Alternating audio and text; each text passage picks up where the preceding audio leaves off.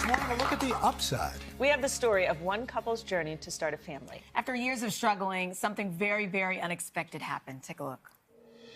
It was just a fairy tale wedding. In 2013, Andrea and James Valentine were married and couldn't wait to start a family.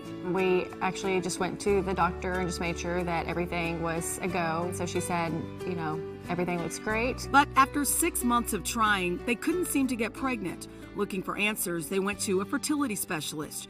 Their doctor started them on IVF, and after 2 attempts, retrieved 5 eggs from Andrea. But soon after, more setbacks. We implanted our first embryo. The doctor called us while we were with our family and told us that the embryo did not take. Of course, we were devastated. A few months later, they implanted the second embryo. Again, it didn't take. This isn't working. We need to do something different or just stop altogether, just because, one, it's emotionally draining, physically draining. They shared their heartbreak with their neighbors, Tani and Marty Gonzalez, who had become close friends. I also kind of became like her nurse and started helping her with her IVF treatments and giving her shots when James was out of town. And our friendship just grew from there. And then an unexpected gesture of neighborly love. I said, hey, if it ever comes down to it and you need help, I'd be more than willing to be your surrogate. My initial thought was, I don't know how we can afford it. And she said, James, I want to be your surrogate, and I don't want anything for it. Tani was implanted with the 2 remaining embryos of the Valentines. This time, one of them took. Tani was pregnant.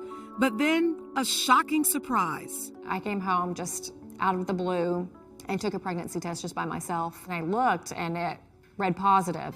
Andrea and Tani were both pregnant. Their due dates were just 8 days apart.